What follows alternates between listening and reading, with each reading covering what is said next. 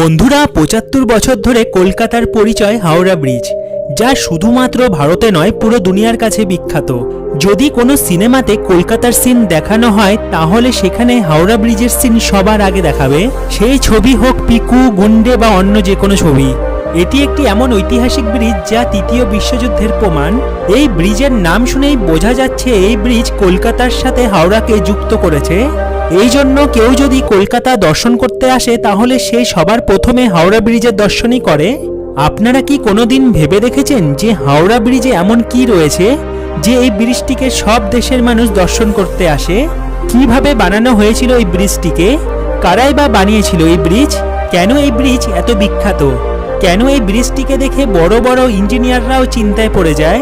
আপনারা শুনলে অবাক হবেন, এই হাওড়া ব্রিজটিকে তৈরি করতে কোনো নাট বল্টুর ব্যবহার করা হয়নি, যা একটি অবাক করা বিষয়। এমনকি এই ব্রিজের মাঝে কোনো পিলারও নেই, এটি একটি ঝুলন্ত ব্রিজ। তো বন্ধুরা, আপনারা যদি কলকাতার এই হাওড়া ব্রিজের রহস্য জানতে চান তাহলে ভিডিওটি শেষ পর্যন্ত দেখুন। আর তার সাথে এখনো যদি আমার চ্যানেলটি সাবস্ক্রাইব করে না থাকেন তো এখনই সাবস্ক্রাইব করে নিন, আর পাশে থাকার বেল আইকনটি ক্লিক করতে ভুলবেন না। বন্ধুরা, আপনারা হয়তো সবাই জানেন কলকাতার হাওড়ার সাথে যুক্ত এই ব্রিজটি বয়ে চলা হুগলি নদীর ওপর অবস্থিত। আপনাদের বলে রাখি, হুগলি নদীতে আগে কোনো ব্রিজ ছিল না। সাল 1855, হুগলি নদীর দুপারে বসেছে ইংরেজদের বড়সড় ব্যবসা বাণিজ্যের কারবার। নতুন নতুন কলকারখানা গড়ে উঠেছে। ব্যবসার কাজে নদীর দুপারে দুই শহর কলকাতা ও হাওড়া। যাতায়াতের জন্য ইংরেজদের একটি সেতুর প্রয়োজন। তারপর ঠিক হয় সেতু নির্মাণের সব দায়িত্ব সরাসরি সরকারের হাতে থাকবে না, তাই তৈরি করা হয় একটি ট্রাস্ট। তারপর সাল 1871-এ হাওড়া ব্রিজ অ্যাক্ট পাশ করা হয়। সাল 1874-এ 22 লাখ টাকা খরচ করে হুগলি নদীর ওপর একটি পন্টুন ব্রিজ তৈরি করা হয়েছিল। এই ব্রিজের লম্বা 1828 ফিট আর চওড়া 62 ফিট।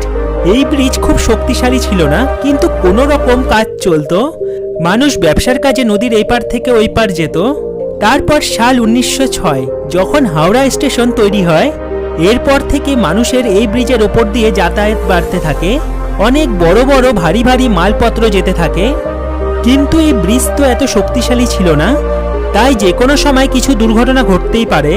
তাই মানুষের যেন কোনো বিপদ না হয়, তাই এই ব্রিজ সরিয়ে এখানে একটি সমান ব্রিজ তৈরি করার সিদ্ধান্ত নেয়। কিন্তু নতুন ব্রিজ বানানোর আগেই বিশ্বযুদ্ধ শুরু হয়ে যায়, তাই নতুন ব্রিজ বানানোর কাজ থেমে যায়। বিশ্বযুদ্ধ যতদিন পর্যন্ত চলে ততদিন পর্যন্ত ব্রিজ বানানোর কাজ বন্ধই ছিল। বিশ্বযুদ্ধের পর সাল 1922-এ নিউ হাওড়া ব্রিজের কমিশন গঠন করা হয়। ব্রিজ তৈরি করার জন্য টেন্ডার জারি করা হয়। হাওড়া ব্রিজের এই টেন্ডার আদায় করার জন্য অনেক বড় বড় কোম্পানি চেষ্টা করেছে, কিন্তু ব্রিজ বানানোর tender the Brathwaite burn and যেসব কনস্ট্রাকশন কোম্পানিকে টেন্ডার দেওয়ার সাথে সাথে ইংরেজরা এই হাওড়া ব্রিজ বানানোর ওপর কিছু শর্ত দেয়। ব্রিজের নিচে কোনো পিলার হবে না, কারণ ব্রিজের নিচ দিয়ে যাওয়া নৌকা আর জাহাজের যেন কোনো রকম অসুবিধা না হয়। আর এই ব্রিজটি বানাতে কোনো রকম যেন নাট বল্টুর ব্যবহার না করা হয়। এখন ব্রিজের ডিজাইন তো তৈরি করা হয়েছে, আর এই ডিজাইন নিয়ে ইঞ্জিনিয়াররা খুব চিন্তায় পড়ে যায়, কারণ পিলার ছাড়া ব্রিজ বানানো একটি অসম্ভব কাজ। হাওড়া ব্রিজের যেই ডিজাইন তৈরি করা হয়েছিল সেখানে শুধুমাত্র 4টি পিলার দেওয়ার কথা বলা হয়েছে, আর এই পিলার ব্রিজের দুই প্রান্তে লাগানো থাকবে। পুরো হাওড়া ব্রিজ নদীর দুপাশে তৈরি হওয়া 280 ফিট উঁচু দুটো পিলারের উপর দাঁড়িয়ে। ব্রিজের দুটো পিলারের দূরত্ব 1500 ফিট, কিন্তু তবুও হাওড়া ব্রিজ বছরের পর বছর শক্তিশালীভাবে দাঁড়িয়ে আছে। আর এটাই এই ব্রিজের বিশেষত্ব, যা সবাইকে আকর্ষণ করে। এই ব্রিজ এত মজবুত হওয়ার পেছনে সব থেকে বড় কারণ ব্রিজটি নির্মাণ করতে ব্যবহৃত বেস্ট কোয়ালিটির মেটেরিয়ালস। এই ব্রিজটিকে বানানোর জন্য 26.5 হাজার টন স্টিল ব্যবহার করা হয়েছে। এখন আপনাদের মধ্যে অনেকে মনে করছেন যে সেই সময় কি এত স্টিল একসাথে পাওয়া সম্ভব? তো আপনাদের বলে রাখি, সেই সময় এত স্টিল একসাথে পাওয়া সম্ভব তো ছিল না, কিন্তু এই অসম্ভব কাজকে সম্ভব করে দেখিয়েছে দেশের স্টিল বানানোর সব থেকে বড় কোম্পানি টাটা স্টিল। ব্রিজটি নির্মাণের জন্য 23.5 হাজার টন স্টিল যোগান একাই দিয়েছে টাটা স্টিল কোম্পানি। এটা বলা ভুল হবে না যে হাওড়া ব্রিজ যে আজ এত মজবুতভাবে দাঁড়িয়ে আছে তার পেছনে টাটা স্টিলের অনেক বড় ভূমিকা রয়েছে। কারণ টাটা স্টিল যদি আজ এত স্টিল একসাথে না দিত তাহলে আজ হয়তো আমরা হাওড়া ব্রিজ দেখতে পেতাম না। আপনাদের বলে রাখি, এই ব্রিজ তৈরি করতে যে যে স্টিল প্লেটের ব্যবহার করা হয়েছে তা জোড়ার জন্য কোনো রকম নাট বল্টুর ব্যবহার করা হয়নি। নাট বল্টুর জায়গায় ধাতু দিয়ে তৈরি কাঠির ব্যবহার করা হয়েছে, যাতে ব্রিজটি মজবুত অনেক বেশি হয় আর বছরের পর বছর এইভাবে মজবুতের সাথে দাঁড়িয়ে থাকতে পারে। আপনাদের এটাও জানা দরকার যে হাওড়া ব্রিজটি তৈরি করার পর ব্রিজের ওপর দিয়ে ট্রামও চলাচল করত। হাওড়া ব্রিজ তৈরি করতে প্রায় 2.5 কোটি টাকার খরচ হয়েছিল। ব্রিজটির লম্বা 1528 ফিট আর চওড়া 62 ফিট। তারপর বন্ধুরা, যখন হাওড়া ব্রিজ পুরো তৈরি হলো তখন হাওড়া ব্রিজ দুনিয়ার তৃতীয় সব থেকে লম্বা ব্রিজ। এই ব্রিজ দেখার জন্য দেশ বিদেশ থেকে মানুষ আসতো। আপনারা কি জানেন বন্ধুরা, হাওড়া ব্রিজের কিছু রহস্য সামনে এসেছে যা শুনে আপনারা অবাক হয়ে যাবেন। আপনারা শুনলে চমকে যাবেন যে হাওড়া ব্রিজ দুনিয়ার একমাত্র এমন ব্রিজ যার উদ্বোধন করা হয়নি। এর পেছনের কারণ হলো জাপান 1942 সালে পার্ল হারবারে বোমা বিস্ফোরণ করেছিল। কোনোভাবে যদি জাপান জানতো ভারতে এত বড় লম্বা ব্রিজ তৈরি হয়েছে, তাহলে জাপান হাওড়া ব্রিজ ধ্বংস করার টার্গেট নিতে পারত। তাই হাওড়া ব্রিজ উদ্বোধন করা হয়নি। বন্ধুরা, বলা হয় এই ব্রিজ প্রতিদিন দুপুর 12টা আর রাত 12টায় বন্ধ করে দেওয়া হয়। এর কারণ হলো এই ব্রিজ বানানোর ইঞ্জিনিয়াররা জানিয়েছিল এই ব্রিজ যদি কখনো ভেঙে যায় তাহলে 12টার সময় ভেঙে পড়বে, কিন্তু তারা এটা বলেনি যে দিন 12টা নাকি রাত 12টা। তাই দুই বেলাই হাওড়া ব্রিজ বন্ধ করে রাখা হতো। যদিও আজ এই ব্রিজ বন্ধ রাখা হয় না, আগেকার দিনে এই ব্রিজ বন্ধ রাখাই হতো। এই ব্রিজটি এমন ভাবে তৈরি করা হয়েছে যাতে কোনো রকম প্রাকৃতিক দুর্যোগ এই ব্রিজের ক্ষতি করতে না পারে। হাওড়া ব্রিজ একটি ঐতিহাসিক ব্রিজ যে তৃতীয় বিশ্বযুদ্ধ থেকে শুরু করে স্বাধীনতার আন্দোলন, বাংলার ভয়াবহ অকাল দুর্যোগ সবকিছুই দেখেছে।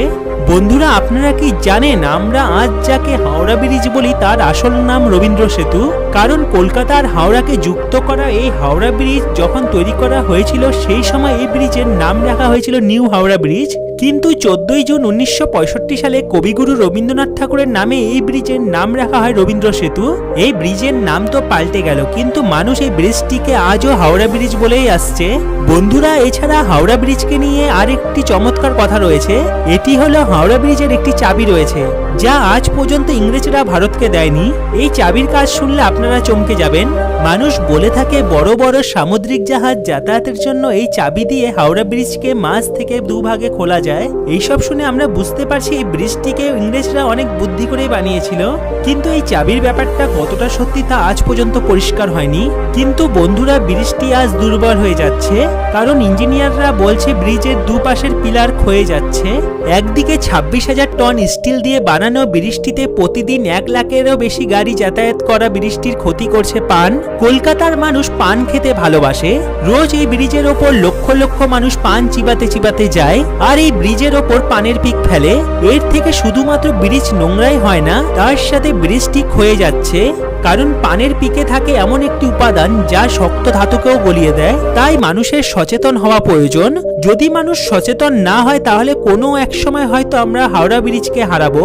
এছাড়া 2005 সালে ঘটে যাওয়া ঘটনা থেকেও হাওড়া ব্রিজটি অনেক দুর্বল হয়ে পড়েছে। সেই সময় একটি বড় জাহাজ এই ব্রিজের মাঝে ফেসে যায় আর এই জাহাজকে বের করতে এই ব্রিজটি কিছুটা দুর্বল হয়ে পড়েছিল।